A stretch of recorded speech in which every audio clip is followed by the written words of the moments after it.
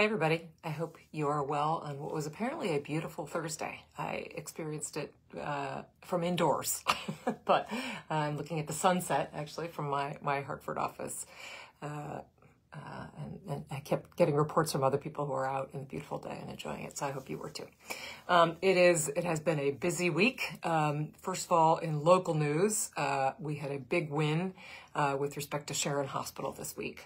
As many of you know, Nuvance has applied to the Office of Health Strategy, the arm of the state that regulates hospitals, for permission to close labor and delivery.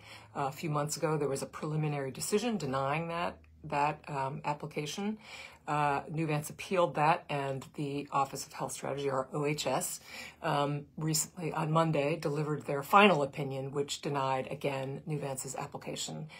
It is worth a read. I will include a link to it in the newsletter because it touches on many of the issues that we discuss a lot in terms of the travel time for people to get to hospitals, and the fact that we are rural and there are distances at issue, and that this has a disparate impact on people who don't have transportation, for example. So there are lots of interesting things in there, and it's a really a good decision to read, and I am hopeful that maybe this was a turning point from the antagonism of the battle, and maybe now we will be able to have more conversations focused on how to make that sustainable for the long run in our area.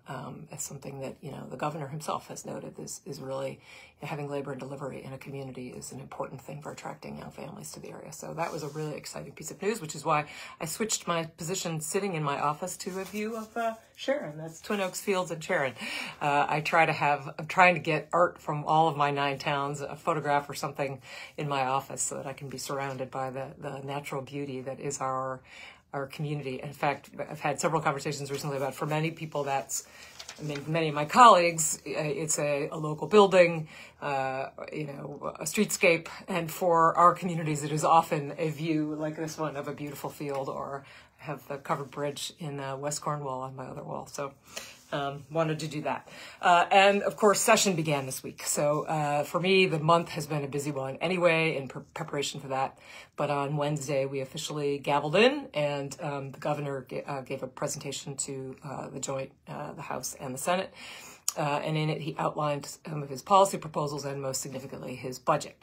And I just want to note, sort of from a procedural thing, that we pass in Connecticut what's known as a biennium budget, which is a budget that covers 2 years. So we did that big work, and it was a huge piece of work. It always is, last year.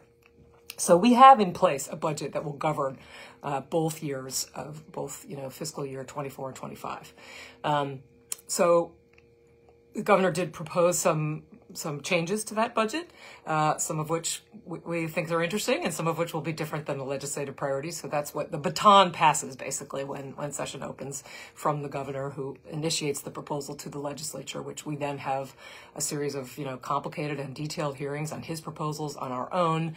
But I want to note that at the end of the day, it may be very possible that, or rather, one of the things that we are seriously considering, and across the board many are discussing, is that we can, in fact, just rest on the budget we passed last time, which we're pretty proud of. It has historic tax cuts in it. It funds a lot of important priorities, including education. There was a significant education funding bill there that raised the support from the state to our communities and to our VOAG programs, which are really important in our area. And so it is possible that we may, at the end of the day, after a lot of hearings and conversation, leave the budget as is. And I'm noting to my colleagues that we ought to understand that that is also a success. So stay tuned as we go through that process. This is a 3-day weekend for some of us. I don't know whether you have Monday off, but officially Monday is a holiday in Connecticut, and Valentine's Day is coming up, so maybe you have some celebrations in mind. I had my husband is from Pennsylvania and has conveyed his sports loyalty to our kids for a lot of Pennsylvania teams. So we had a little competition about Groundhog Day recently, because apparently Pennsylvania's Punxsutawney Phil doesn't have as good a record as Connecticut's Chuckles in terms of predicting the weather ahead. So go Chuckles, who says we're going to have an early spring. Let's hope that's the case.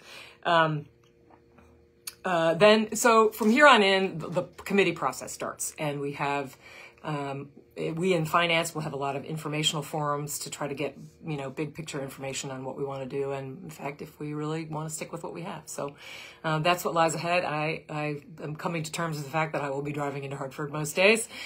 So maybe I will see you out there. I hope you have a great weekend. See you soon.